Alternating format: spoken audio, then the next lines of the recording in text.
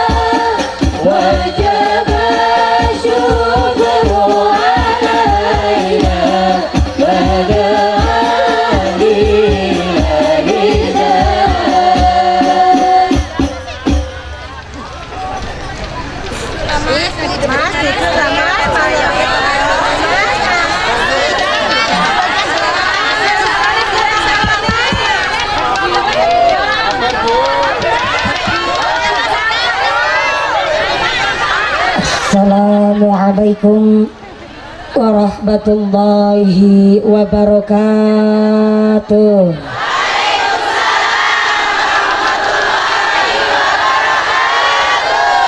Bismillahirrahmanirrahim. Alhamdulillahi haqqa hamdi, wassalatu wassalamu ala khairi khalqi Sayyidina wa maulana Muhammadin wa ala alihi wa ashabihil mujahidin at-tahirin. Bismillahi masyaallah la yasuqul khaira ilallah. Bismillahi masyaallah la yasrifus su'a ilallah. Bismillahi masyaallah ma kana min nikmatin faminallah. Bismillahi masyaallah la haula wala quwwata illa billah. Amma ba'd.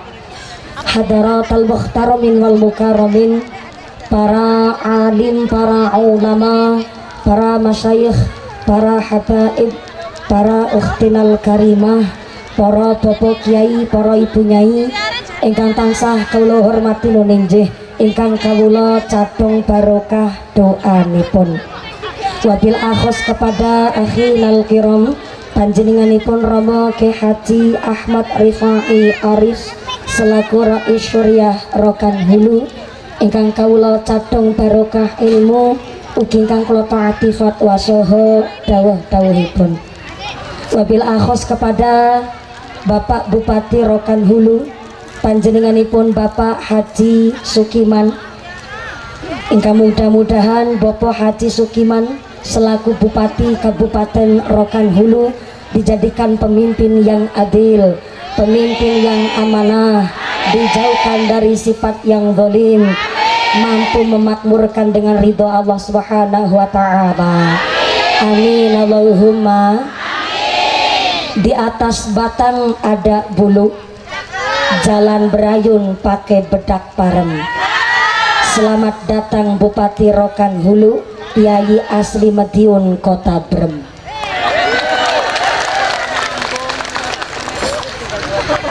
Sedikit saya cari hikmah dari beliau sambutan pidato. Barokahnya satu pangkat dari Gusti Allah, maka setiap lesannya ngendika tansah ditresnani teng masyarakat. Pak Bupati solawatannya indah, ketukannya kurang tepat, tetap yang salah grup rebananya.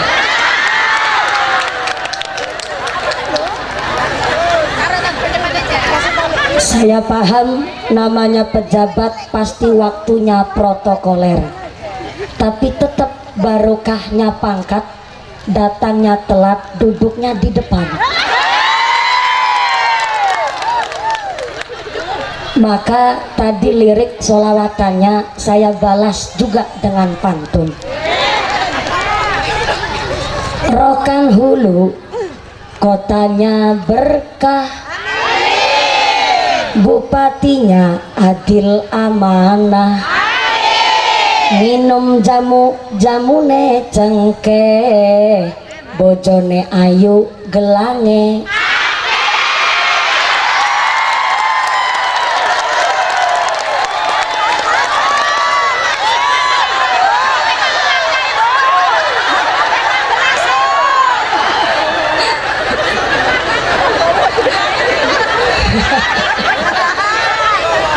Mohon maaf Pak Bupati, panjenengan langkung tinggi pangkatnya dan langkung tinggi ilmunya dan sepuh yuswanya, tapi mohon maaf panjenengan kalah tenar dengan saya.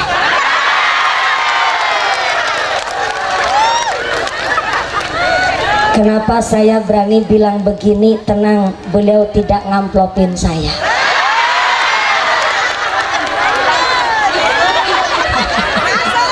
Sama Nabi Muhammad.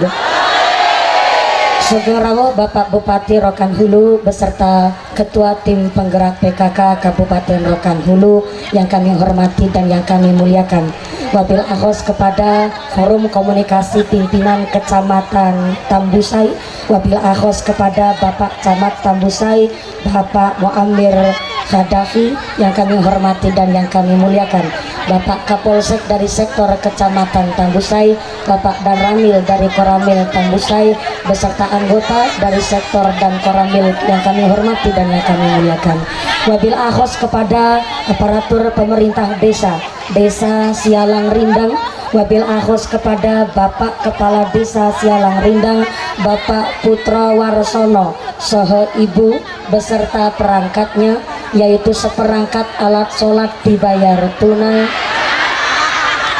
Bapak Sedes, Bapak Kadus, Bapak Ketua KMD, Bapak Ketua BBD, Bapak Kaur, Bapak Kaum, Bapak RW, Bapak RT, segenap aparatur pemerintah desa Sialang Rindang yang kami hormati dan yang kami muliakan. Pak Kepala Desa Putro, mudah-mudahan berkahnya pangkat menjadikan maslahat lana baik manfaat. Amin Allahumma. Wabil akhos kepada Bapak Ketua Panitia Penyelenggara Bapak Suwarno dan seluruh keluarga besar jamaiyah dan panitia pengajian akbar Sialang Rindang, saya minta tepuk tangan dulu untuk panitia yang telah berjuang ikhlas untuk pengajian hari ini. Mudah-mudahan seluruh keluarga besar panitia dan masyarakat desa Sialang Rindang selalu ditetapkan imannya, ditetapkan Islamnya, ditambahkan ihsannya. Amin Allahumma. Wabil akhos kepada Tanfidiyah Suriah Nahdlatul Ulama Ranting Sialang Rindang, wabil akhos kepada Ibu Nyai pimpinan cabang Muslimat Nahdlatul Ulama Kabupaten Rokan Hulu yang kami hormati dan yang kami muliakan. Wabil akhos kepada Muslimat Nahdlatul Ulama, Fatayat Nahdlatul Ulama, keluarga besar Gerakan Pemuda Ansor, rekan-rekan Banser yang kami hormati dan yang kami muliakan. Tak lupa kepada Ibnu IPPNU, santriwan santriwati, jombloan jomblowati, Mbah Kakung Mbah Putri, sing prawan-prawan muga-muga cepet dapet suami, sing joko-joko dan cepet rabi, sing dudo rondo enggal ulih ganti, sing tua-tua muga-muga cepet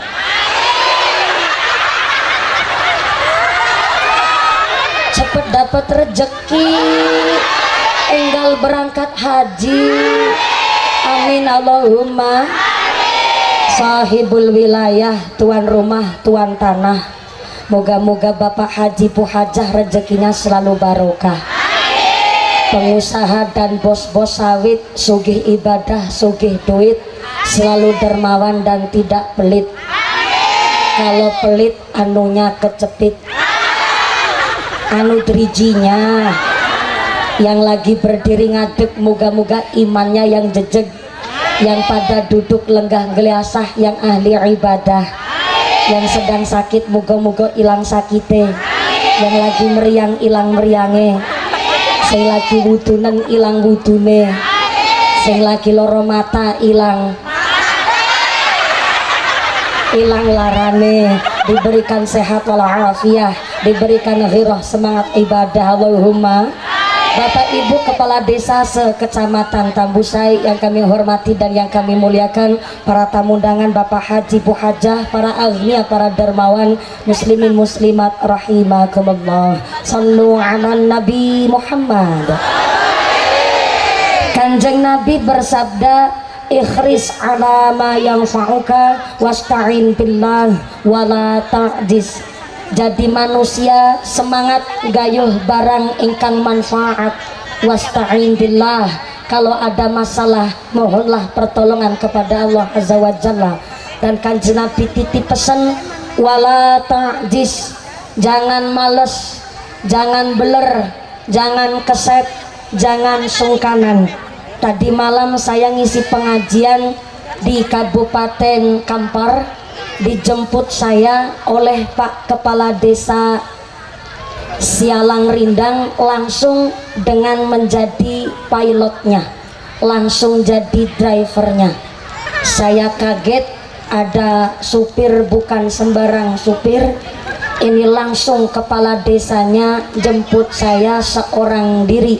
Saya tanya, istri nggak ikut Pak Kades? Pak Kades jawab, aman, aman.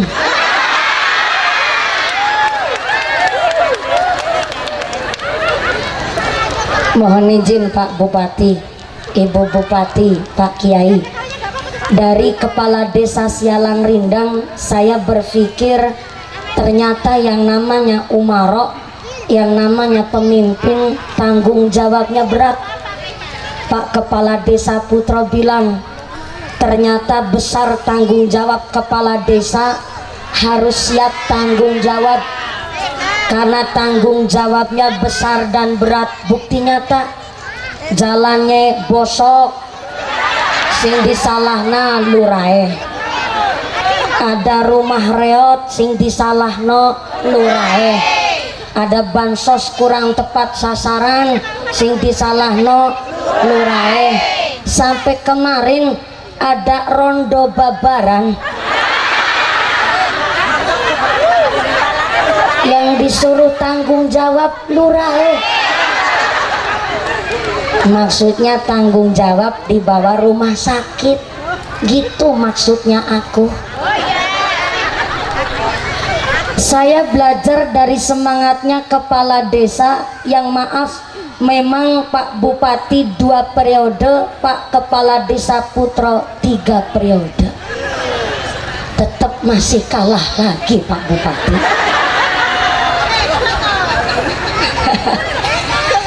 Tapi waman nu'amiruhu nunakisu fil hulqi, barang siapa dipanjangkan umurnya dikurangi nikmatnya. Tapi Pak Bupati Rokan Hulu, Masya Allah, semangatnya begitu menggebu dan menggelora. Tepuk tangan dulu dong buat Bupati panjenengan. Yang keprok utangnya lunas kabeh, yang amenya keras ketara utangnya banyak. Moga-moga rezekinya yang barokah. Mohon izin saya datang sudah awal jam 2 subuh saya datang di sini, dan hari ini sudah menunjukkan pukul 9 lebih 1,5 jam. Berarti ini ngajinya gak usah lama-lama. Bentar, kesepakatan cek suara dulu. Sebelah kiri assalamualaikum. Panas ya Bu ya?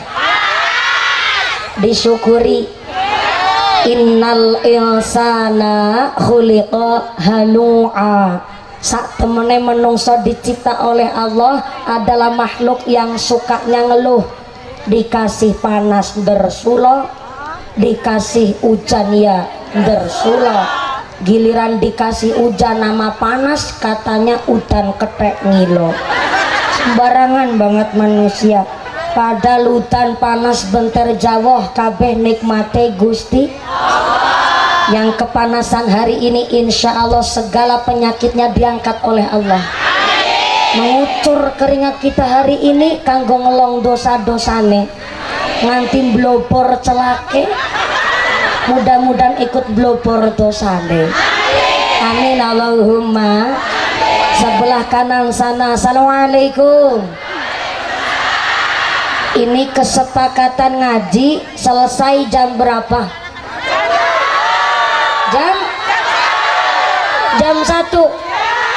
Jam 1 siang.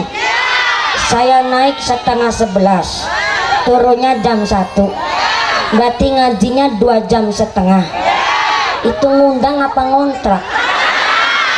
Allahu Karim, ya Allah. Ngapunten Mbah Yai, wonten Kabupaten Rokan Hulu nopo onten mubalik-mubalighah ceramah sampai 2 jam setengah. Wonten Kiai. Masya Allah, senyum Kiai jujur. Saya tanya sama Pak Bupati. Mohon izin Pak Bupati, di Kabupaten Rokan Hulu adakah Kiai ceramah sampai 2 jam setengah? Ada?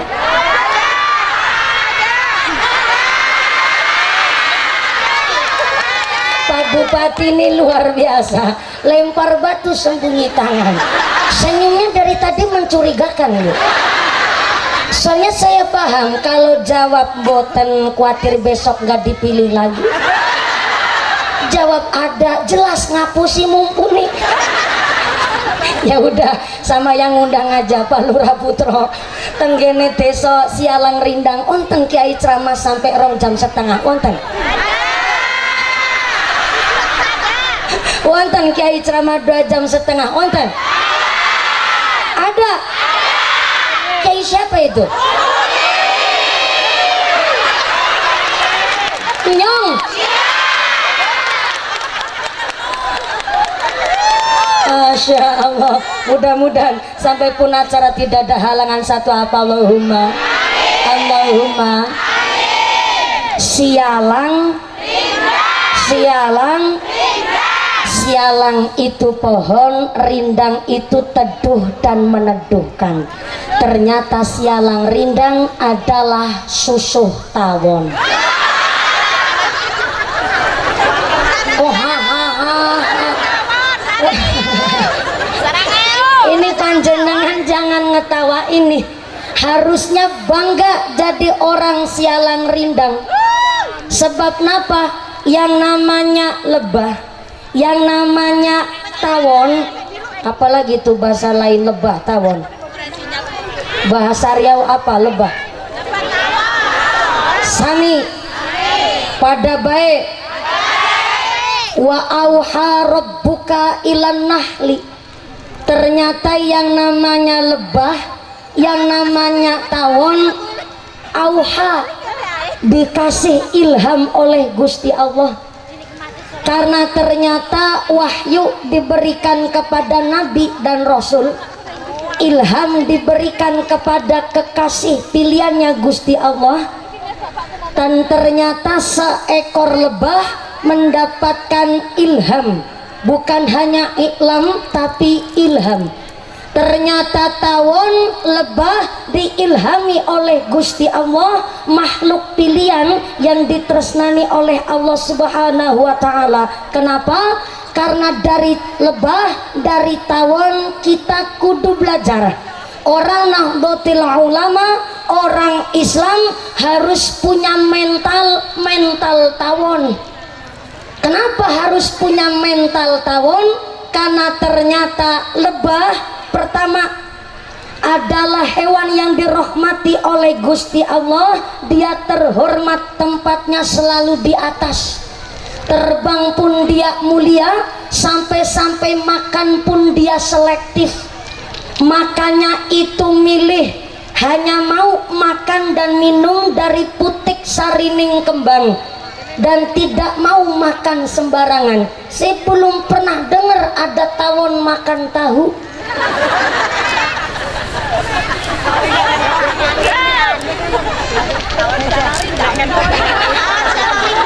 Gimana? Ibu-ibu bilang Ada tawon sialang rindang makannya makan duit katanya. Memang betul, tapi maaf, sesugih-sugih bos kelapa sawit gak mungkin bos kelapa sawit doyan minum es kelapa sawit. Doyannya es kelapa muda, Bu.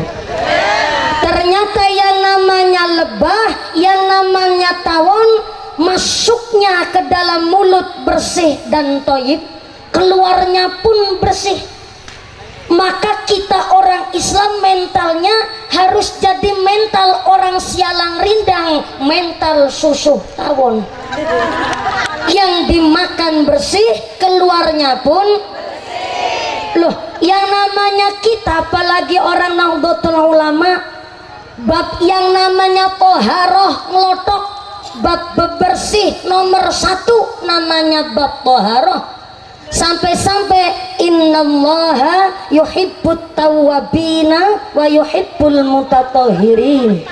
Allah cinta kepada manusia yang bertaubat, dan Allah cinta kepada manusia yang selalu menjaga kesucian diri, baik kesucian pikir, kesucian hati, apalagi kesucian rezeki. Di dalam kitab Ghuniyah ada satu keterangan riwayat masyhur amat sangat terkenal ceritanya. Ternyata dulu zamannya Sayyidina Abu Bakar ada salah satu manusia meninggal dunia, wafat sedo alias ya Allah. Bentar nih, jauh-jauh saya dari Cilacap, Jawa Tengah, maring nuju alas bukan sembarang alas, ketemu nih wong Jawa maning. Assalamualaikum. Walaupun saya tahu 80% yang hadir di sini orang Jawa, Pak Camat kita ini piyayi orang Melayu, dan ada beberapa tamu undangan yang kurang paham bahasa Jawa. Jadi mohon izin hari ini ngajinya mau pakai bahasa Indonesia, bahasa Jawa, apa bahasa Inggris? Bahasa Inggris. Muslimat nantang perkara. Saya disuruh pakai bahasa Inggris. Oke lah kalau begitu. Glory to be Allah Subhanahu wa Ta'ala, the God who created human being and teaches the language, which has given grace as we can get together on the sialang rindang our beloved. My peace be always on the messenger of Allah Subhanahu wa Ta'ala, the noble human being and teacher of all people, who follow his teaching and consistently forget Islam. We belong to the followers to get syafaat fi dunya hatal akhirah. Amin Allahumma. Keprok sambil amin, emang tahu artinya? Berhubung panjenengan gak tahu artinya, ini bahasa Inggris saya juga mung-mungan, jadi bahasanya campur sari mawon nggih Bu nggih. Nggih Bu nggih. Wong Jawa kabeh ya Allah, luar biasa. Tapi tetap datang di sini tambah guyup rukun nggih Bu nggih. Datangnya merantau, maka tetap datang dengan baik-baik, pulang pun dengan keadaan yang baik. Setuju? Datangnya kullu mauludin yuladu alal fitrah dengan keadaan yang baik, maka pulang pun harus keadaan radiyatan mardiyah, harus dalam keadaan yang baik. Datang merantau dengan keadaan yang selamat, maka pulang merantau harus dalam keadaan bin qalbin salim, harus dengan keadaan yang selamat pula.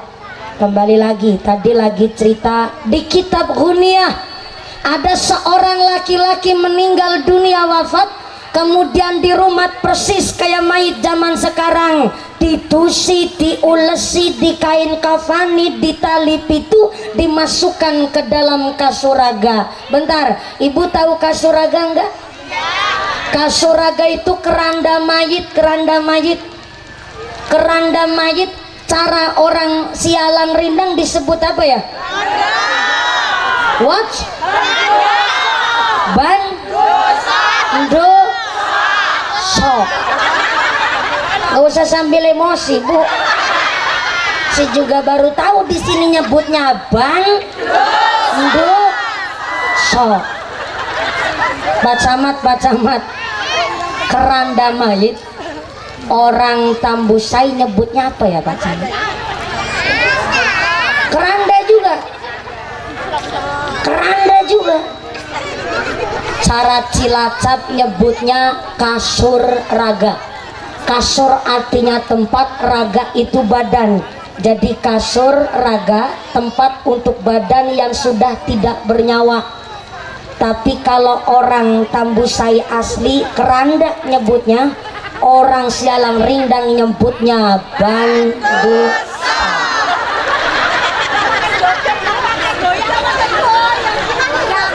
Ketika itu jenazah akan disolati, tertiba datang Sayyidina Abu Bakar radhiyallahu anhu. Ternyata Sayyidina Abu Bakar datang ingin nyolatin itu jenazah. Ketika Sayyidina Abu Bakar datang, semua orang juga kaget. Tumbenan nih, Sayyidina Abu Bakar kok kepingin nyolati ini jenazah. Ada apa dengan si jenazah? Ternyata jenazah yang hendak disolati dulu waktu hidupnya punya sejarah yang baik. Ahli ibadah, senang sholat berjamaah, senang tadarus Quran, akhlaknya juga baik. Tapi ternyata Sayyidina Abu Bakar datang untuk mensolati itu jenazah, baru juga takbiratul ihram, tertiba iki ada ulo teko.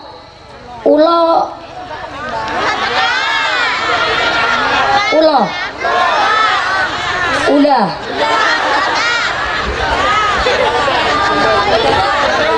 Saya paham, saya orang Cilacap Pak. Tapi bilang ula jangan sambil ngenyek Pak. Saya lagi menyesuaikan, katanya di sini sebagian besar Jawa Timur. Soalnya kalau di Cilacap nggak ada ulo Pak, adanya ula. Orang Cilacap bikin wedang kopi nggak pakai gula Pak, pakainya gula. Jadi kalau orang Cilacap itu nyebut kentang, di Jawa Timur kentong. Cilacap bangun rumah pakai bata, orang Jawa Timur pakainya boto. Masya Allah. Berarti kalau orang Cilacap bilang kontal, Jawa Timur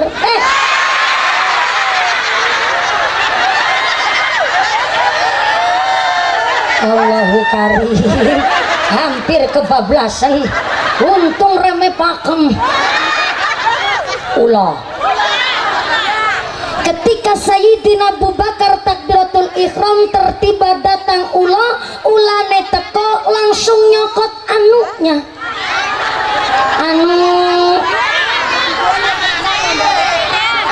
Ularnya datang langsung nyokot manuknya. Gimana ya saya ngomong ya? Memang sedikit vulgar, tapi gimana lagi, emang keterangannya di kitab Ghunyah begitu Bu. Ulo itu terlalu kasar ya, manuk terlalu vulgar juga ya. Jangan manuk nyebutnya, apa ya? Burung. Ulane datang langsung nyokot burungnya. Malah lebih vulgar lagi tuh ngucap burung. Klakson motor. Kalau klakson motor suaranya banter kan bunyinya totot. Yang kecil bunyinya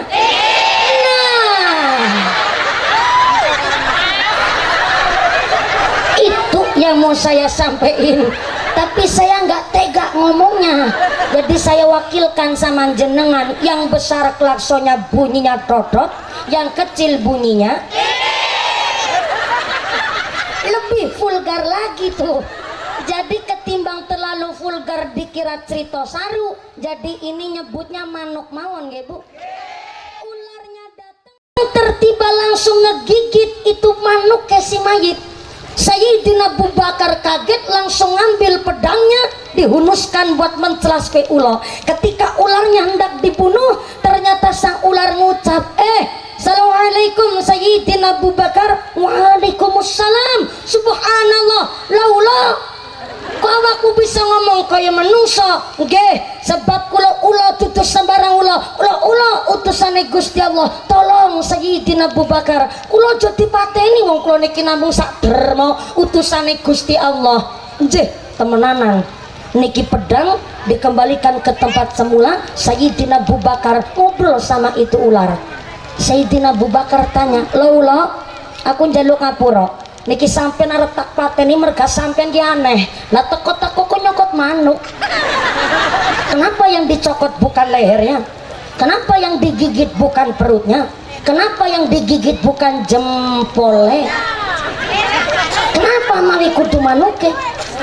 Emang iki mayit manuke salah apa karo sampean?"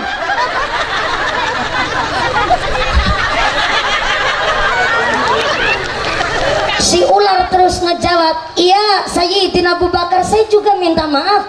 Saya buat keributan di tengah hikmatnya orang sholat jenazah. Tapi saya datang diutus oleh Allah, nyokot iki manuk duduk sembarang manuk, iki manuk sing ora ono matane."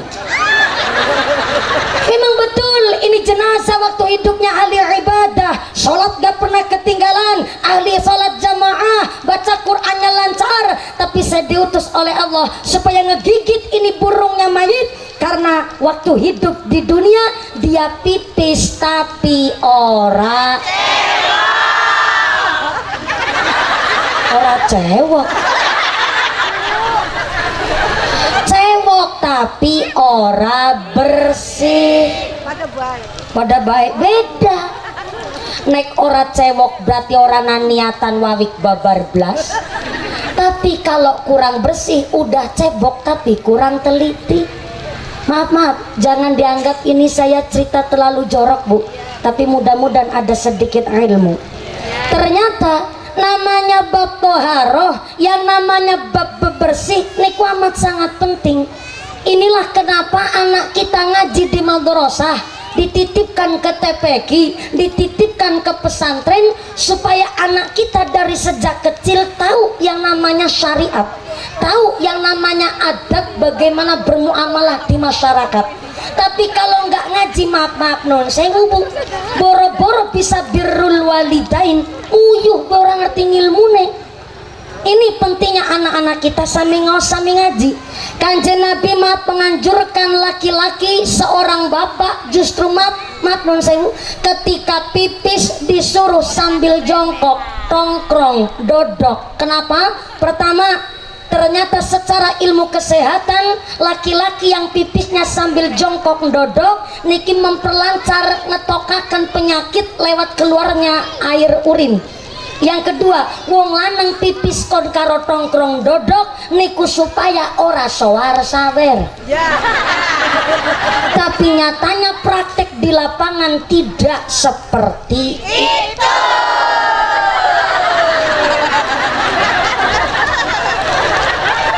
Soalnya bapak akeh wong lanang pipis malah karo ngadeg dicempet no wit randu. Janganlah dicempetkan wit sawit Pak, khawatirnya ada ulo kendang Pak.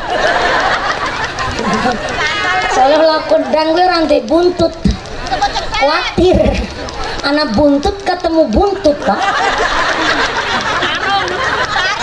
Pipis karo ngadeg dicempet no wit randu, berarti kan malah nggak cebok babar blas.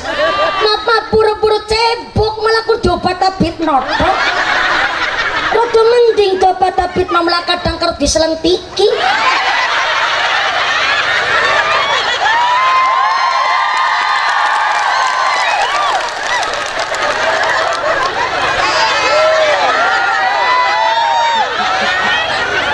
Si ibu ikut protes. Hah, berarti mumpuni beru.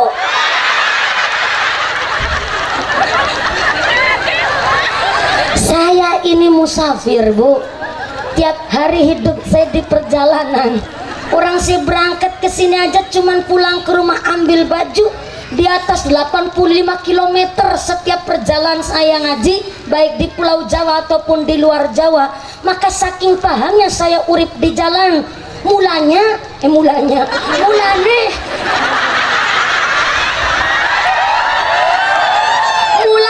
saya lagi protes sama bapak-bapak.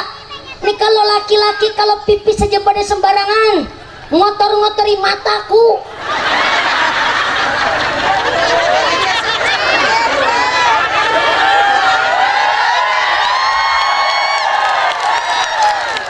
Ibu muslimat juga nih saya kasih pirsa, sampai bapak ibu berangkat kondangan, ibu muslimat tahu bapak pipis sembarangan jejak sing banter sokong buri.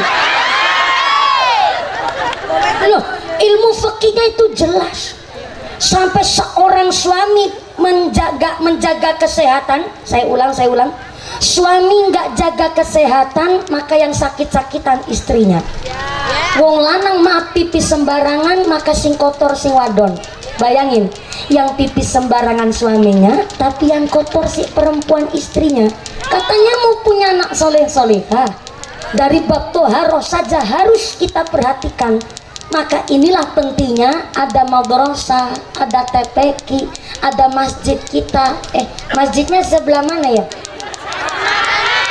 Sebelah? Oh, sebelah sono. Ya Allah, ibu muslimat dumeh panas karo kipasan. Saya tanya masjidnya sebelah mana, tangannya udah nggak mau ngacung, cuman begini.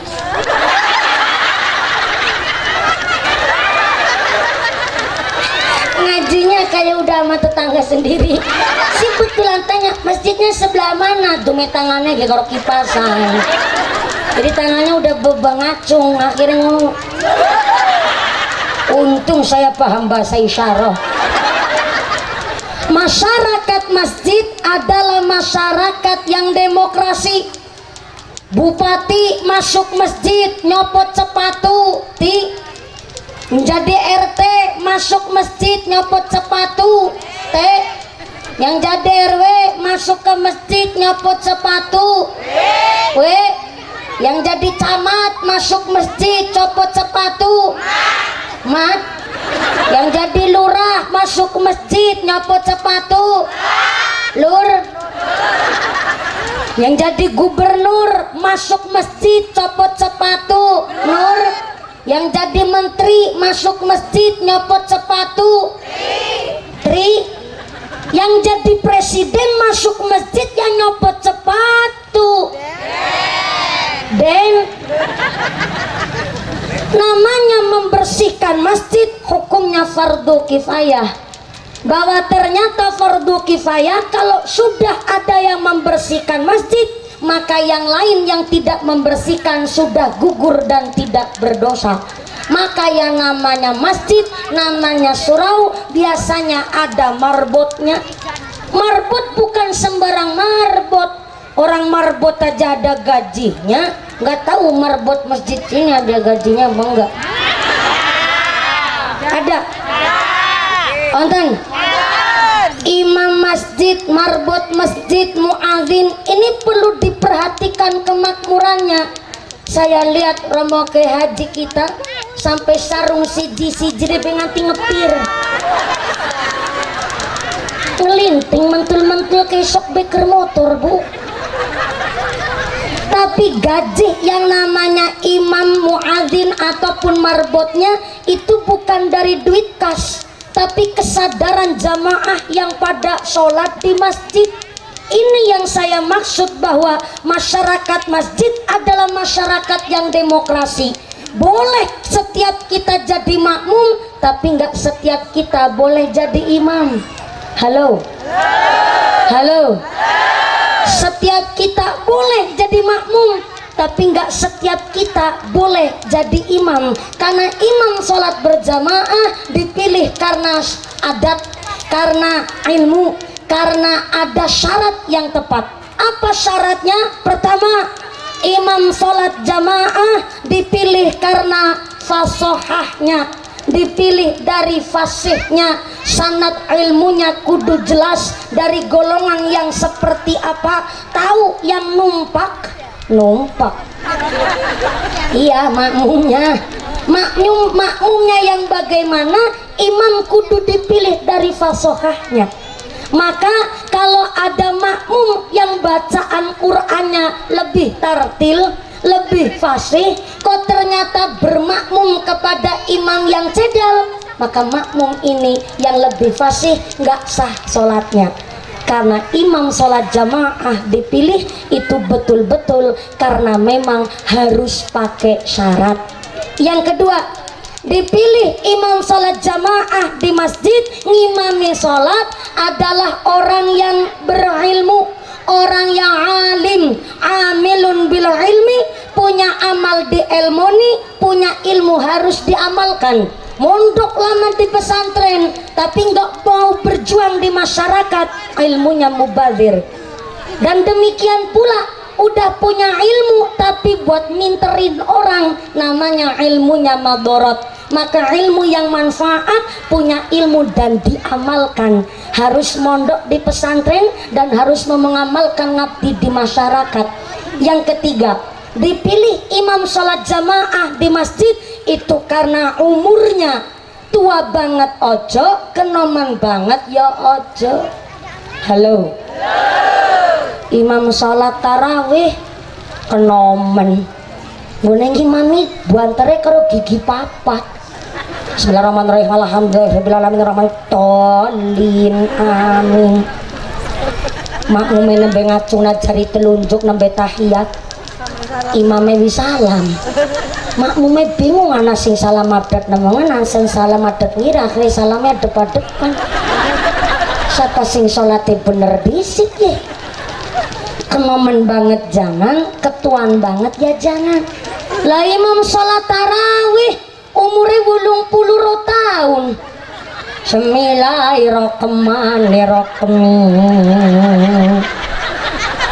Alhamdulillahirabbil alamin.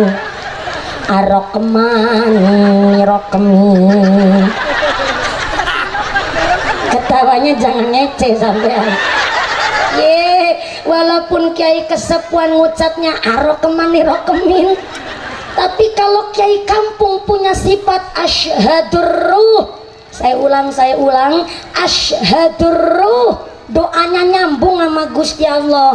Tapi kalau Ar-Rahmanir-Rahim, ya jam setengah 11 bengi nembe rampung.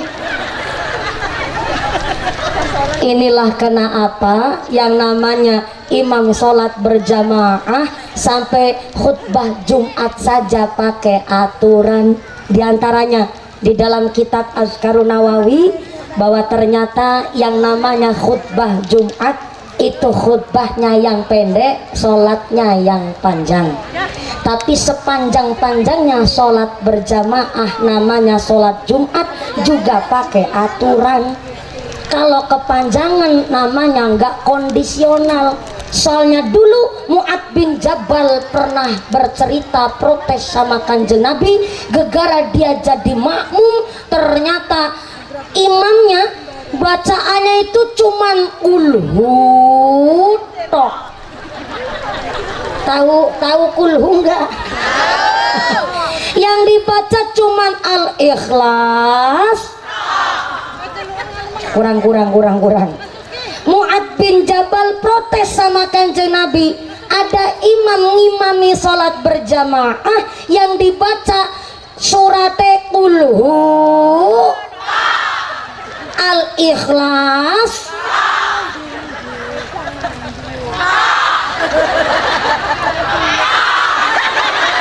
aja gugupen tekan ngisor durung tak tok. Mu'ad bin Jabal protes, ya Rasul, ini anak imam sholat jamaah ora bener. Lah ora bener keprimen? Ora bener maca saben aku melu sholat jamaah dadi makmum ki imam nggone maca suratan kulhu. Ki Mu'ad bin Jabal cabang Cilacap. Soalnya toke barang sih. Ternyata Mu'ad bin Jabal protes begitu, ternyata Kanjeng Nabi bilang, wah saya suka malah tuh.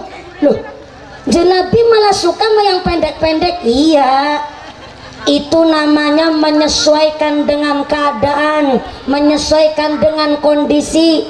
Mungkin si imam ini paham yang sholat berjamaah ternyata ada orang yang tua renta, soalnya nopo ngadeg sedela kempoleyor dengkule wis lemes, sujud suwe ndase mumet.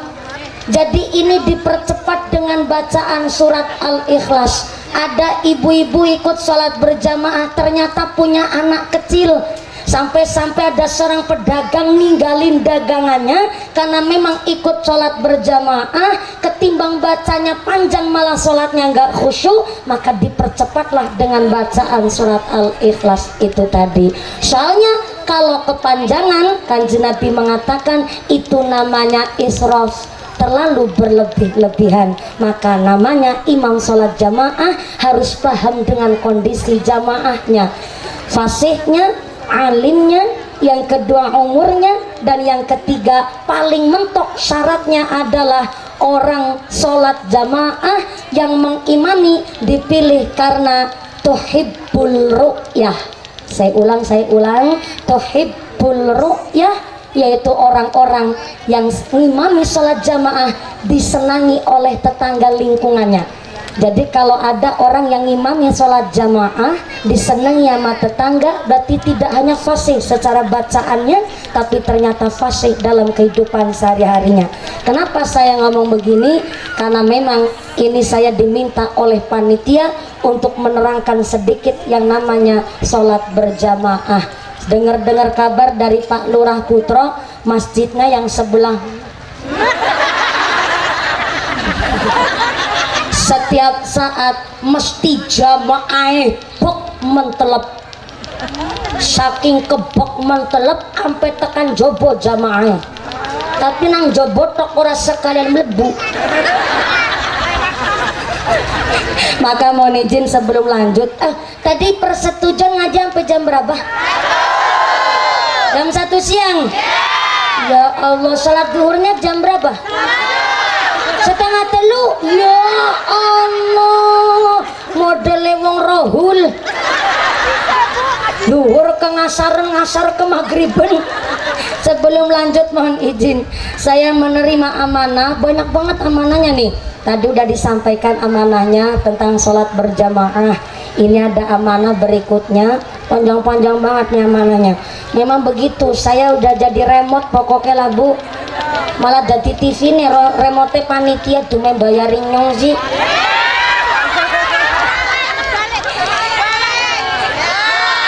Iya, saya lagi ngasih tahu.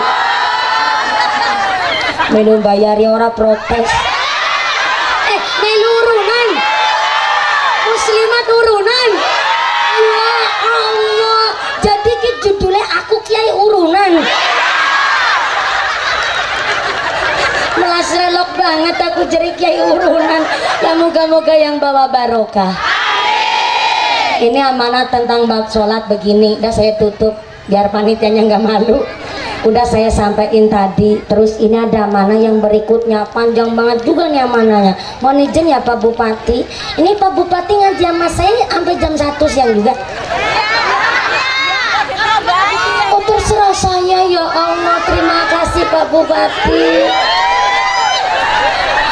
Maaf ya Ibu, Masya Allah Bapak walaupun sebut tapi masih ganteng.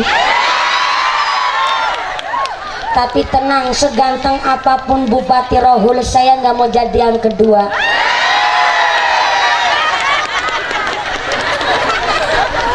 Soalnya dari tadi Pak Bupati sambutan sampai sholawatan, liriknya lirik saya terus Bu. Nggak mau jadi yang kedua Pak Bupati, saya cari yang agak muda. Ngece banget ya. Mohon izin Pak Bupati, mohon izin. Ada titipan amanah dari panitia. Amanahnya begini. Mumpuni. Widih. Koyo surat cinta. Mumpuni ada kabar baik dan kabar buruk. Mudani temen ge. Kabar baiknya pengajian hari ini disengkuyung oleh seluruh keluarga besar masyarakat Sialang Rindang, keluarga besar Nahdlatul Ulama, Kecamatan Tambusai. Alhamdulillah. Kabar buruknya untuk ngisi kotak infak sodakoh jariah, duit infaknya masih di dompet bapak ibu masing-masing.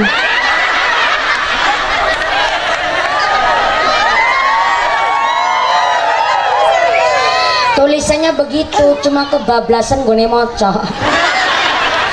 No, mohon izin pangapunten sangat sebelum kita lanjut sampai jam 1 siang. Ini ada titipan amanah. Mohon maaf banget Bu, Bapak Ibu datang ke sini niatnya ngaji silaturahmi, betul? Tapi yang kedua, mohon izin akan dimintai sodako jariah. Kira-kira kalau dimintai jariah ikhlas betul ya? Betul? Saya setuju. Tapi mohon izin jenengan jangan salah paham, ini kotak infak jariah khusus untuk kegiatan mobilisasi pengajian tiap tahun warga desa Sialang Rindang. Jadi bukan untuk nambah amplopnya saya Ibu, jenengan jangan salah paham loh ya, soalnya khawatirnya begitu. Harus pakai akad yang jelas. Sodako saya enggak? Saya enggak?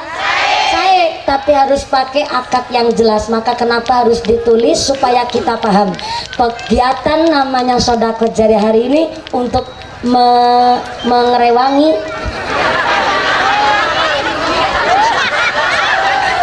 ngomongnya jadi susah bener, kecantel kayak Miki pelepawit sawit, untuk merewangi kegiatan mobilisasi pengajian di warga masyarakat Sialang Rindang. Jadi panjenengan dimintai sodako jariah yang ikhlas ya Bung ya. Tapi dimulai dari mumpuni dulu. Saya juga kudu ngasih sodako. Nanti kalau saya nggak mengawali dan saya tidak ngasih sodako, tersiar kabar katanya mumpuni Ustazah Jarkoni bisa ngajar, orang bisa ngelakoni, repot kan. Maka persiapan dulu di belakang itu jilbab biru asisten saya, walaupun asisten saya tapi kan duitnya nyong. Jenengan persiapan Bu ngerogoh sak dompet, yang nggak ngebawa dompet utang disit karo sebelah mesuk gampang nek ketemu disarutangin maning. Bapak-bapak silakan ngerogoh sak katok. Bapak ke sarungan berarti ora katokan. Ya wis silakan serogoh-rogoh tapi jangan Anda sampai gara-gara ini malah terpaksa. Kudu ikhlas. Yang jadi angsa telurnya segede telur angsa, yang jadi bebek telurnya segede telur bebek, yang jadi ayam telurnya segede telur ayam, yang jadi manuk doro disit, manuk doro ndoge segede ndok manuk doro, yang jadi manuk emprit. Gak usah memaksakan telurnya segede telur angsa, kasihan nganti dobolan. Sesuai kemampuan dah. Sekarang milih mau jadi soang, jadi banyak, jadi angsa apa jadi emprit? Jadi emprit apa jadi angsa? Jadi emprit apa jadi angsa? Mentalnya orang Tambusai, mental wong sugih. Cita-citanya pengen jadi angsa telur yang paling gede. Jadi duit paling gede 100. Angsa 100, bebek 50, ayam 40, doro 30, berarti emprit berapa? Ya Allah, jauh banget KCG. Lagi doro be ngasih 30, masa komplit 5.000. Orang gelangnya ya dinggo ali-aline pating berentol. Yang minimal jadi emprit kaji lah.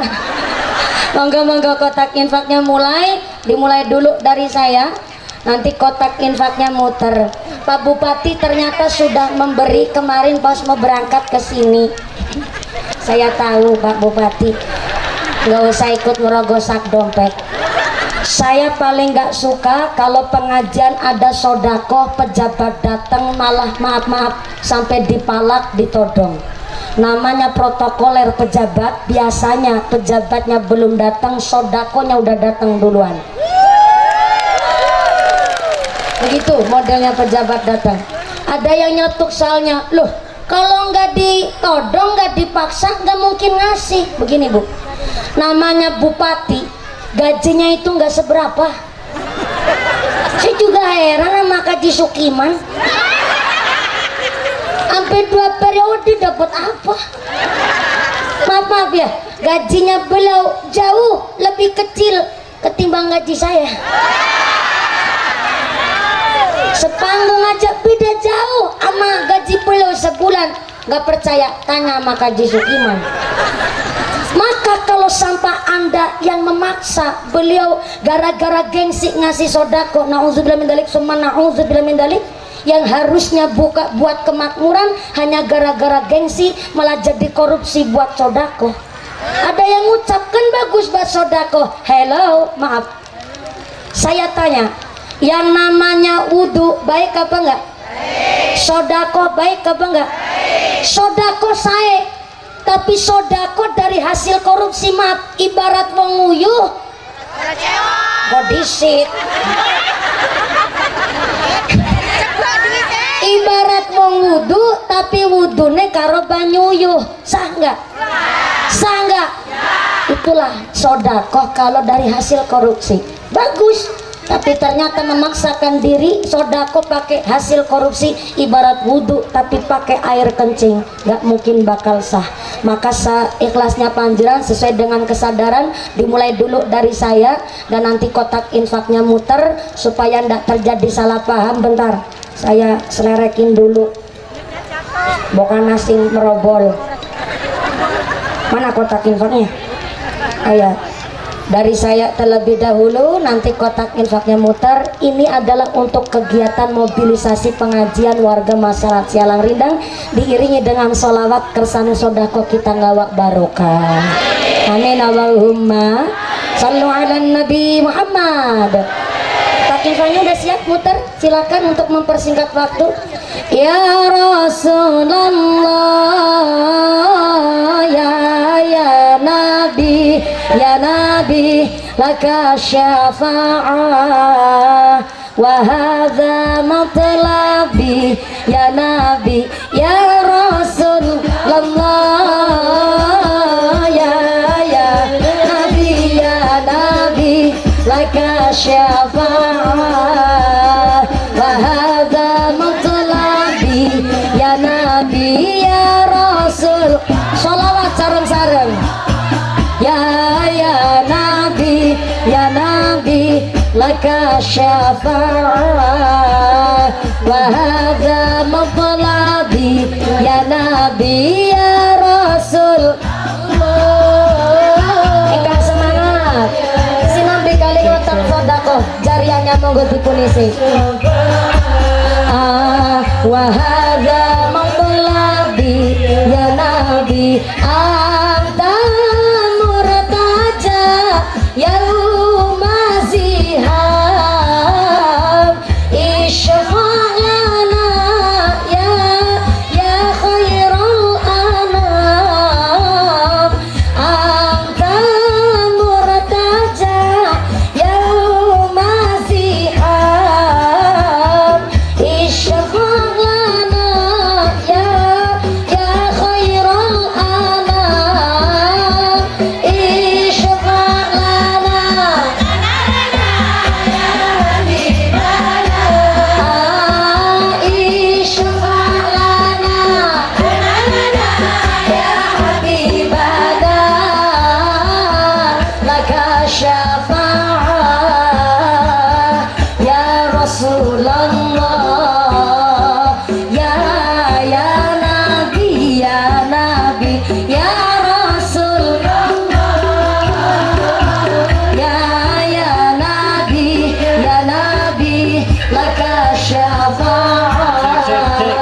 wahada matlabi, ya Nabi, ya Rasul.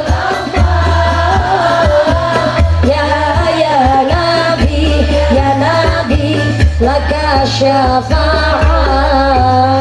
wahada matlabi. Loga Nabi kaya ya Habibu,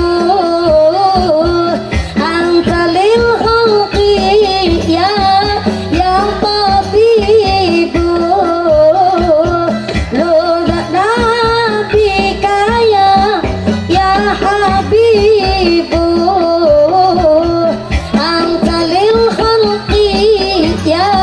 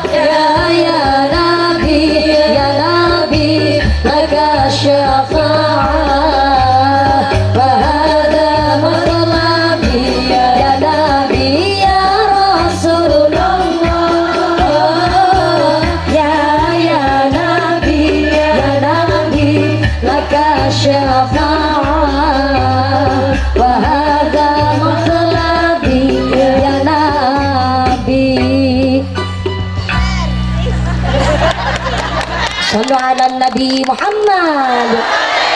Kotak infaknya tetap muter, sorbannya tetap keliling, ngajinya dilanjut untuk efisien waktu. In ahsantum li anfusikum, wong nandur sae mesti bakal panen ingkang sae. Ibu, hari ini Anda sodakoh berupa uang, nanti Allah mengembalikan tidak melulu bentuknya uang, tapi bisa berbentuk badannya sehat, sehatnya walafiat, anaknya soleh solihah, keluarganya adem ayem tentrem, ibadahnya tambah semangat. Itu adalah ganti dari Anda sodako berupa uang, go nolak bala narik rizki yang gawa manfaat ingkang beto barokah. Saya mewakili keluarga besar panitia penyelenggara mengucapkan sing maringi matur nuwun sangat, sing boten maringi kebangetan banget, sing ngetok-ketok turu tek dongakno lemu kaya sapiku. Asih kebangetan banget, masih gane panas-panas keringetnya deleweran ngantuk. Yang ngantuk nikmat tapi ngantukan bahaya. Gedang kluthuk godonge sengkleh, wong ngantuk lambene gedang kluthuk dipangan uler, wong ngantuk mangap karo udah saya antisipasi terlebih dahulu. Sebelumnya saya lanjut untuk lagi cerita di kitab Huniyah. Ini dari muslimat, semangatnya luar biasa. Ini grup rebana muslimat dari tadi ya. Ini saya sawer dulu Bu, grup rebananya. Sami-sami. Mohon izin ya Pak Bupati. Saya seneng nyawer grup rebana ketimbang nyawer biduan. Kalau biduan sama muslimat ya beda dikit. Kalau muslimat, alhamdulillah ibu-ibu rumah tangga yang punya kegiatan ngaji, ketimbang petan karo ngerasani tanggane, kan mending nabuh rebana. Jadi tambah sholawat, tambah mahabbah, tambah syafa'ah. Amin Allahumma. Betul apa betul? Tepuk tangan dulu dong buat muslimat sialang rindang.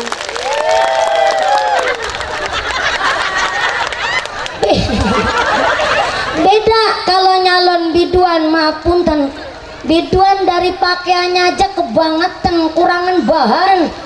Masa duwe gunung Merapi karo gunung Merbabu ditonjol-tonjolin, ana wudel disogi celobong udara, pakai rok mirok pacet maaf belekan buri nyerempet silit buri, belekan ngarep nyerempet silit ngarep.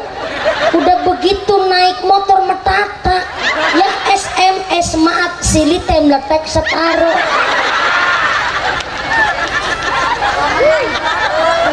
Na'udzubillahi min.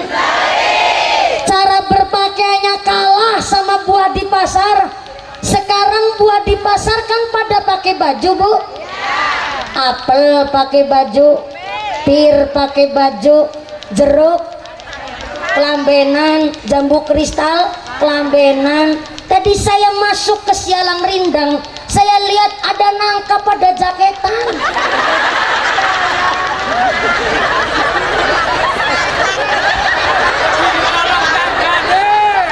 Pak Kades tadi nangka jaketan, nangkanya siapa tuh Pak Kades? Bagus bener, nang sialang rindang nangka pada jaketan. Kenapa nangkanya jaketan? Berarti nangkanya orang sialang rindang, nangkanya orang beriman, ngerti syariat, ngerti aturan, makanya nangka be pada jaketan. Pertanyaannya, kenapa nangkane wong wadon ora dibrongsong? Na'udzubillahi min. Jangan heran sekarang banyak bayi dibuang pinggir jalan, ake bayi dibuang nang sawitan, ake bayi dibuang nang karetan. Bahkan kemarin baru kejadian ada bayi dibuang di tong sampah, sudah dalam keadaan digerumut semut, langsung dibawa ke puskesmas, ketemu oleh orang tukang bersih-bersih. Walaupun sudah digerumut semut memang keadaannya kritis, tapi alhamdulillah ketolongan. Ternyata setelah polisi olah TKP di CCTV, ditemukanlah yang ngebuang bayi ini adalah seorang anak gadis usia 16 tahun. Maaf, hamil di luar nikah. Yang saya nggak habis pikir, 16 tahun kok ngerti-ngerti nih corong gone gawe begitu Bu. Orang saya 27 tahun perawan kaplak. Mending saya ngaku dan sadar diri ketimbang sampean sing padha ngarani perawan kaplak 27 tahun. Saya masih sangat polos lugu begini Besti.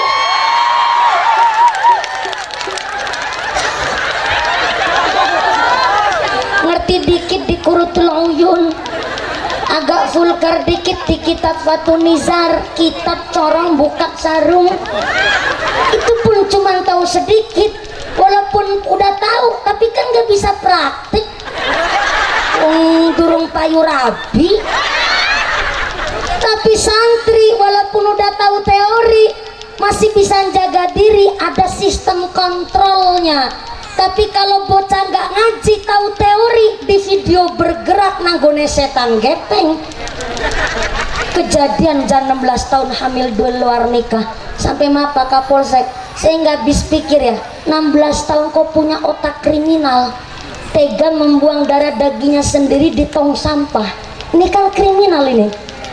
Maka akhirnya saya tanya sama kiai saya, Kiai, kenapa seorang perempuan yang berbuat zina dia hamil di luar nikah, babaran eko normal, padahal nggak ada yang ngerewangin, nggak ada yang nolongin, kok lahirannya normal, bayinya sehat, setelah dia melahirkan seperti tidak terjadi apa-apa, itu kenapa ya Kiai?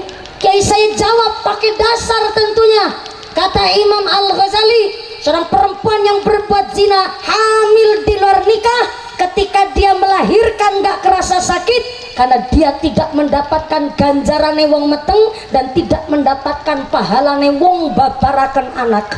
Mati pun tidak disebut mati syahid. Na'udzubillahi min. Beda sama muslimat, beda manjenengan Bu.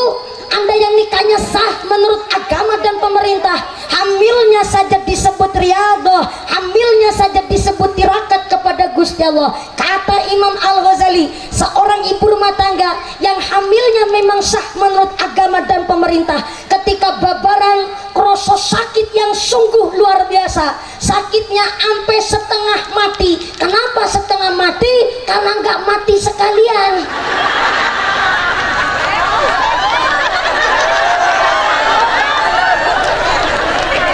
Loh, kalau mati sekalian mah nggak bisa diceritain Bu. Ini kan masih kerasa setengah mati. Mulanya bisa diceritakan. Kenapa kerasanya setengah mati? Ketika lagi babaran, weteng gue rasane koyo nasi ngelilit, gue rasane bengkek nemen, sampai pinggang ini rasane koyo arep semplak. Bahkan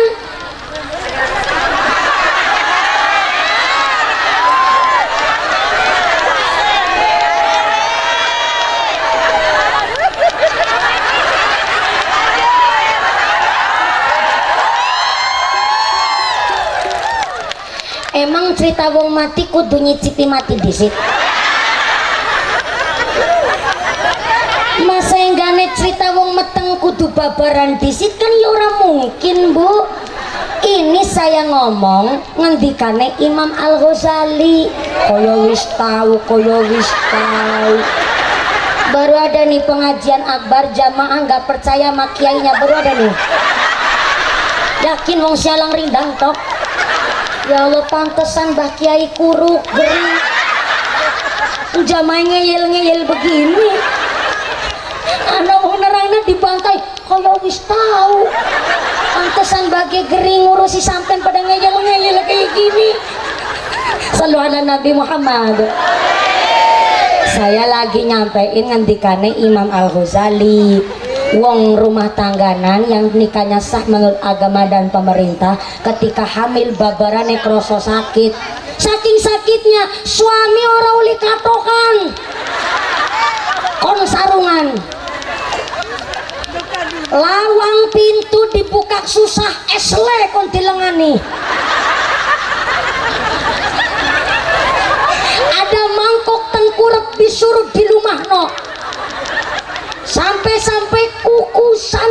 kukusan. Ibu tahu kukusan gak nih? Yang buat liwet adang zaman bien. Sini nyebutnya apa? Sama? Kukusan. Lah kukusan kan bentuknya kerucut. Oleh yang sedang babaran ke kukusan kon di rumah no.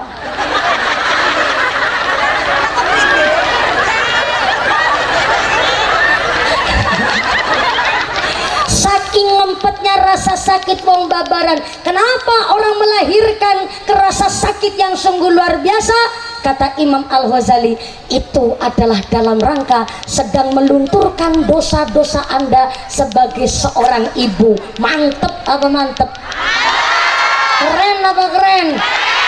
Bangga apa bangga? Mulane dadi muslimat sialang rindang dadi wong wadon sing seneng metengan. Meteng be bojo iki. Kalau hamilnya 7 kali babarane ping 7 berarti kan ganjaran nguras dosanya 7 kali, Bu. Ya Allah ya Rahman, inilah kenapa muslimat. Gimana ibu jawab, masa setahun anaknya papat? Ini kucing apa marmut? Sallu ala Nabi Muhammad. Kembali malih, jadi saya tadi sawer karena nyawernya ini karena ibu-ibu muslimat. Jadi memang ada muslimat itu kan usia 46 tahun sampai umur 50 tahun. Sampai lansia. 46 sampai lansia. Kalau fatayat itu sekitar usia 25 sampai 45 tahun. Jadi kalau ada di sini ibu-ibu umurnya udah 49 tahun kok masih pakai seragam fatayat, itu namanya fatayat kadaluarsa. Fatayat expired. Saya nyawer muslimat supaya dalam rangka jenengan tidak salah paham. Kemarin yang sedang tengah viral adalah seorang qoriah yang disawer dengan tidak pakai adab dan etika. Saya harap begini, jangan kita menghakimi, tapi kita lihat dari sudut pandang keilmuannya supaya nggak salah paham. Ya Bu ya? Bentar, ini ngajinya sampai jam 1 kan? Soalnya belum selesai tuh, tadi ada manuk dicokot ulo kan belum selesai ya kan? Saya ingetin biar nggak salah jalur. Tapi sambil sedikit saya menjelaskan, memang Indonesia itu ada 720 bahasa. Begitu Pak Bupati, Ibu Bupati. 720 bahasa dengan kultur budaya yang amat sangat kaya. Saya pertama kali ngaji dulu di Indramayu. Indramayu itu Jawa Barat. Sunda enggak, Jawa enggak, pokoknya bahasanya sekarape dewek. Ya nggak apa-apa, ini bentuk dari tanda-tanda kekuasaan Allah. Begitu kaya rayanya Indonesia. Saya hampir diundang pengajian gelut karo panitia. Kenapa sampai mau gelut? Saya salah paham dengan bahasa orang Indramayu. Saya jauh-jauh dari Cilacap datang jam 9 pagi, berangkatnya subuh, Bu. Dan sampai sana ada panitia muslimat cantik orangnya, bahasanya halus menurut beliau, karena bilang begini, mumpuni bukan kesel mangga geleleng. Saya ngapak Jawanya udah Jawa kasar, Pak. Tapi menurut saya kaget dengan bahasa mangga mumpuni geleleng. Saya ngebatin, aduh sekang Cilacap nyonang Indramayu pun geleleng. Di Indramayu geleleng itu artinya tiduran, istirahat, leyeh-leyeh karena jari perjalanan jauh. Berarti kan niatnya memang udah bagus tuh, silahkan geleleng dulu. Tapi kan di Cilacap tempat saya geleleng itu artinya iwak karep mati, Bu. Hampir segilut tamu panitia. Tapi akhirnya saya belajar, oh iya, saya akhirnya ngaji di daerah seluruh pulau di Indonesia. Walaupun belum saya injakan kaki di semuanya, tapi saya belajar. Kayak contoh, saya ngaji sampai Taiwan, orang ketang sie-sie ni hauma. Saya harus belajar di mana bumi dipijak, disitulah langit dijunjung. Saya nggak tahu bahasa orang Melayu, taunya ya bahasa Indonesia. Soalnya kalau saya belajar Melayu, saya harus belajar sama upin-upin terlebih dahulu, Wak. Akhirnya saya ngaji di Papua. kiranya saya tidak menciderai adat orang Papua. Bagaimana saya ngaji di orang Sunda, abi teu tiasa bahasa Sunda, tiasana cuma salit-salit wungkul. Ngaji sampai daerah Kalimantan, bagaimana saya sedikit ngerti bahasa mereka supaya mereka paham.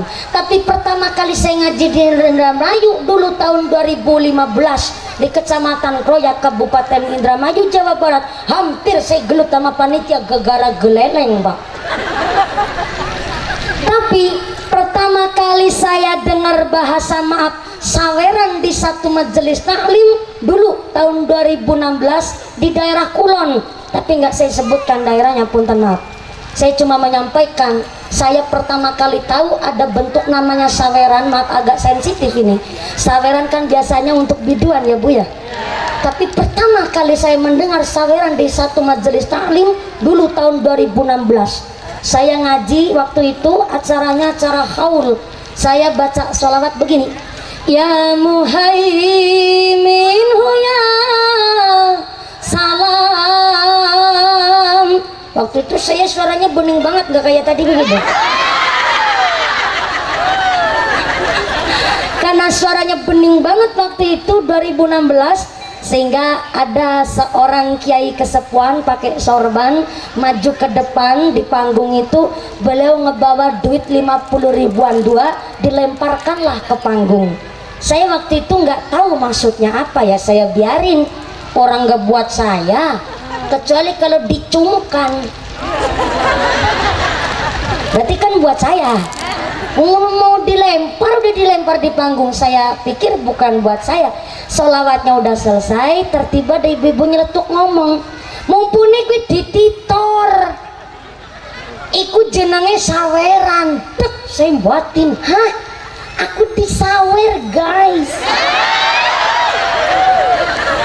Pertama kali saya nampi saweran, sehingga saya belajar lagi, apakah saya yang kurang informasi, kenapa saya sholawatan kemudian disawer.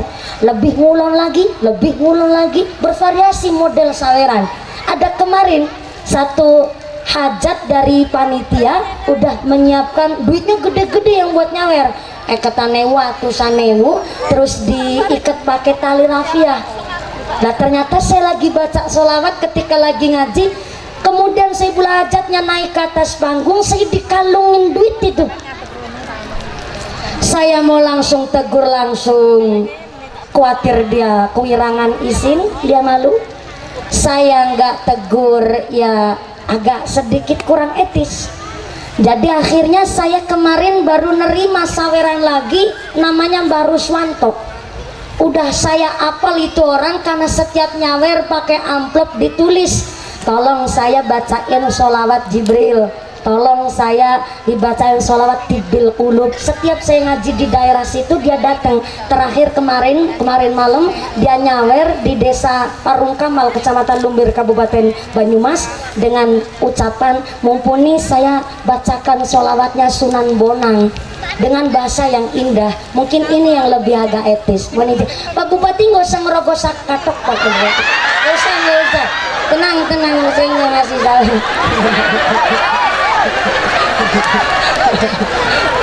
Saya cuma menjelaskan sedikit, kita kaji secara keilmuan supaya tidak salah paham di masyarakat.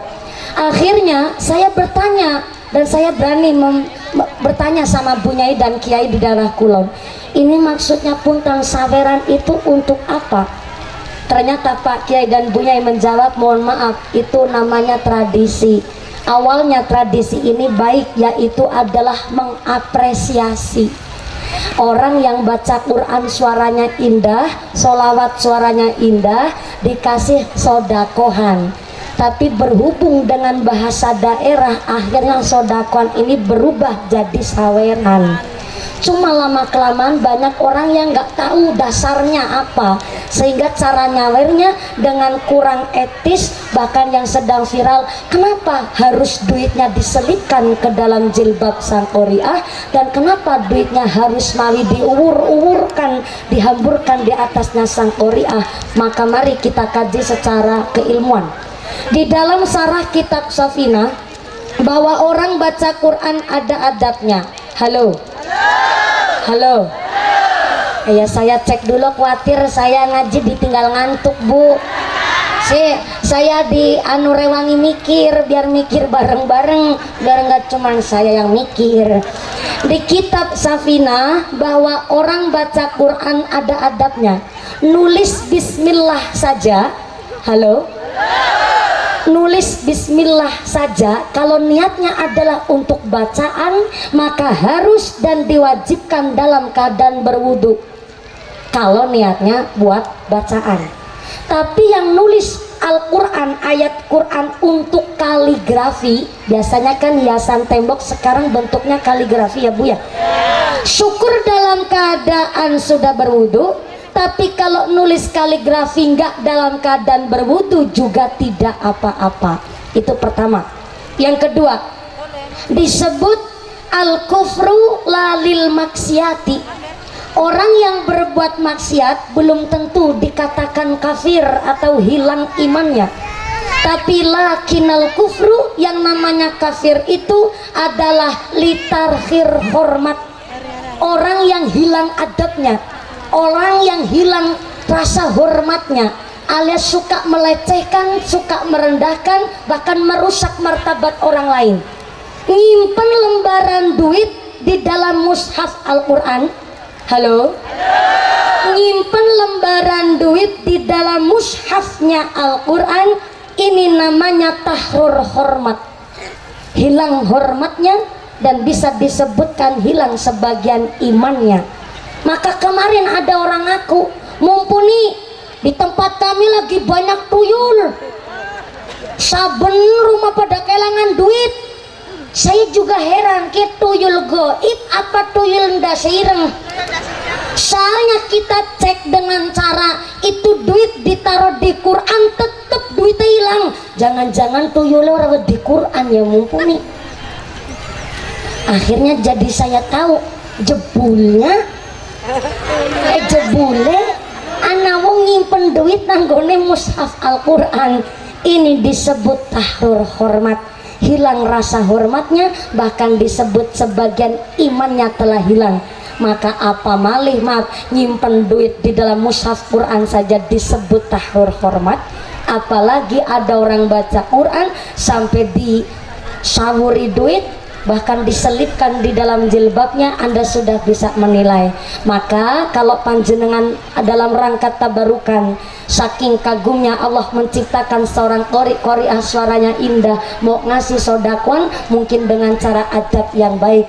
Tunggu nanti sampai setelah selesai baca Qurannya, ketika turun dikasihkanlah amplop, jenengan nilainya ternilai sodako dengan cara yang bagus. Yang kedua, Anda tetap terjaga rasa hormatnya. Tapi kalau sampai disawerkan bahkan diselipkan, maka namanya melecehkan orang yang sedang baca Al-Quran dan merendahkan derajat Anda sendiri sebagai penyawer. Maka sebelum jauh viral rame qori'ah disawer duit, saya udah nyawer grup rebana. Saya usahakan kalau lagi pengajian mereka lagi kemutan, tapi rata-rata insya Allah saya nyawer rebana. Kenapa? Lagi belajar mendawamkan sholawat. Maka hari ini diawali dengan muslimat kita yang begitu luar biasa. Saya harap tidak hanya semangat di pengajian akbarnya, pengajian rutin dari kampung ke kampung tetap semangat. Tepuk tangan dulu buat muslimat NU nya yang keprok bisa berangkat haji kabeh. Ibu kepingin berangkat haji? Pengen berangkat haji? Udah daftar belum? Ya Allah, gimana ceritanya? Pengen berangkat haji tapi belum daftar. Ada kabar baik bagi Zuyufur Rahman Al-Mubarakun, orang-orang yang berangkat haji karena mampu dan mau, memang niat dan dimampukan oleh Gusti Allah. Tidak ada batasan umur, betul ya Kiai? Sekarang sudah tidak ada batasan umur, bahkan waktunya bisa diperpanjang untuk menikmati ibadah dengan hikmat di Mekah Mukarramah dan tenggene Madinah mereka. Moga-moga bisa ziarah Mekah Madinah jadi bapak haji ibu hajah, amin Allahumma. Masih di dalam kitab Huniyah, ono manuk dicokot gara-gara maaf cebok tapi nggak bersih. Masa iya hanya gegara cebok gak bersih ali ibadah malam matinya manuke dicokot ulo. Loh, ini secara harfiahnya kita disuruh bab fakinya jogo kebersihan, tapi secara yang namanya ulo panjenas kehidupan sehari-hari, secara filosofi, secara hikmahnya bahwa orang yang ahli ibadah tapi sampai manu dicokot ulo gara-gara ceboknya kurang bersih, secara filosofi banyak orang ahli ibadah tapi rezekinya masih kotor. Ahli ibadah sholatnya nggak ketinggalan tapi makan rezeki syubhat. Sholat sih sholat 5 waktu nggak ketinggalan tapi masih jadi rentenir, ngerolas no duit, manak no duit, namanya toma minanas, suka ngakali minteri hartanya orang lain, kena bendu, kena azab, dibenci oleh Gusti Allah. Tetangga utange 10 nampane 9 nyarutange 15, rentenir toma minanas. Ada pedagang curang nimbang barang sekilo 10 ons kudune malah cuman 9 ons, toma minanas. Berangkat ke kebun rawat nampingi galengan pacul ngenangi patoknya dijejak. Kebun tetangga nyuti kebunnya dewek ngambani. Ada di sini orang begitu? Ada. Berangkat orang weh.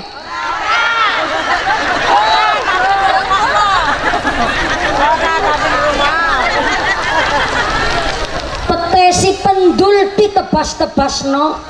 Lamun pendul kembangnya pete dadi pete temenanan. Namanya pendul kembang pete. Hujanan sedikit ambrol kabeh. Pendulnya si pete si pendul tebas-tebas no. Peleme si pakel ditebas-tebas no. Lamun pentile sopo iki lagi cerita pentile pelem si pentil tebas-tebas no. Lamun pentile dadi pelem temenanan, toma minanas. Minteri dunyane wong dibentuk oleh Gusti Allah. Dadi petani curang, dadi pedagang curang, barangnya wis bosok dioplos karo sing masih bagus, yang busuk ditaruh di tengah, yang bagus-bagus ditaruh di pinggir, toma minanas. Dipilih sama masyarakat, digaji sama pemerintah oleh masyarakat. Jam 8 pagi di kantor ngurusi rakyat, malah jam 10 esuk ke sinang omah medan kopi ungkang-ungkang dolanan HP, toma minanas.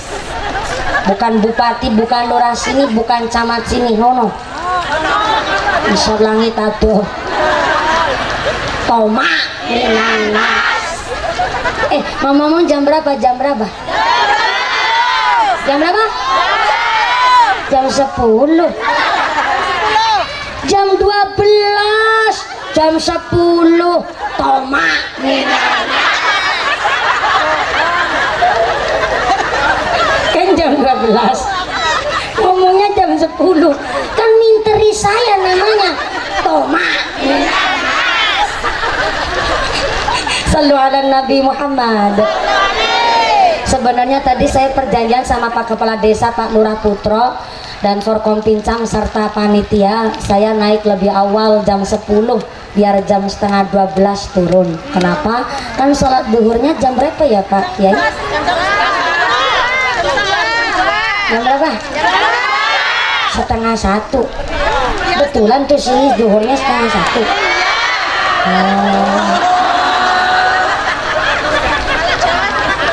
Tapi saya tanggung jawabnya masih banyak. Saya datangnya nggak telat. Yang telat kan?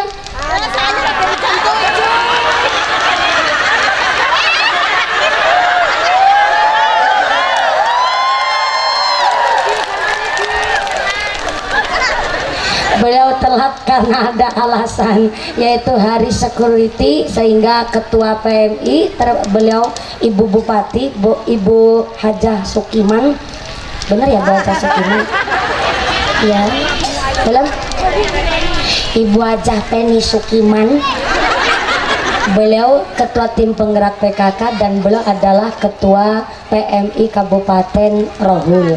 Jadi tadi beliau ikut serta dalam donor darah sehingga datang ke sini agak telat. Tapi ya bagaimana Bu, namanya pimpinan nggak bisa disalahkan dong. Tetap yang salah mumpuni, salah kegasikan. Nah apa-apa Pak Bupati, Ibu, saya ikhlas karena dari sini saya masih pindah lagi, ngapunten sangat Ibu Bupati, Bapak Bupati, karena memang dibagi waktunya. Jadi mohon izin, saya sebenarnya kalau ngaji rata-rata 2 jam, apalagi kalau udah nyebrang pulau lebih lama lagi Pak Bupati. Gimana? Iya harusnya, tapi kan saya di sini juga protokoler, Besti. Saya jatah di sini ngaji 2 jam, naik jam 10 turun jam 12. Gak percaya, dengerin nanti Pak Kepala Desa. Udah jauh-jauh begitu, ya Allah Bu ngejemput saya. Saya dari sini masih pindah lagi nih, udah dijemput sama panitia berikutnya di mana lupa saya. Muara Jaya Bu. Ya jauh kan. Orang saya milu protes, wong sing ngawakin dadakan milu ngatur. Deket kalau Pak Bupati minjemin helikopter sama saya Bu, deket. Tapi ini masalahnya jalurnya darat, malah nanti juga nyebrang pulau pula. Nyebrang pulau ini saya. Maka mohon izin, lain kesempatan moga-moga bisa soal lagi saya di Sialang. Ini kami warga masyarakat Sialang Rindang dengan kepala desanya semangat, apalagi kata panitianya. Tepuk tangan dulu untuk panitia penyelenggara. Nah, seluruh keluarga besar Sialang Rindang, terima kasih keluarga besar Muslimat Tanfidiyah Surya Nahdlatul Ulama PC Rohul, terima kasih Pak Bupati, Ibu Bupati, Forkompincan Kecamatan Tambusai, matur sembah sangat, Pak Kepala Desa tentunya yang telah ikut berdikari bersama panitia. Mudah-mudahan kita semuanya, sebentar ada informasi dari panitia, pengumuman dari akhirat. Barang siapa berangkat ngaji belum dipimpin doa gugupan mulih Bali, maka suaminya nikah lagi. Saya harap jangan pulang terlebih dahulu, 2-3 menit. Mari kita mengaminkan doa secara hikmat yang dipimpin langsung oleh Romo Kiai. Dari saya sekian dulu dan mohon maaf atas segala kekurangan. Mudah-mudahan kita selalu ditetapkan imannya, ditetapkan Islamnya, ditambahkan ihsannya, diberikan sehat panjang umur, mulia manfaat yang barokah, diberikan zuriat saleh salihah, dijauhkan dari wabah musibah, masyarakat yang ahlul jannah, pungkasan Yusuf bisa husnul khatimah. Amin Allahumma. Saya harap masih dengan duduk hikmat kita mengaminkan doa dipimpin oleh Bapak Kiai. Supaya dapat mengaki pampuntan. Terima kasih atas segala perhatian, mohon maaf atas segala kekurangan. Wassalamualaikum warahmatullahi wabarakatuh. Doa diimami oleh Bapak Kiai. Sumangga sallu ala Nabi Muhammad. Taqabbalallahu minna wa minkum.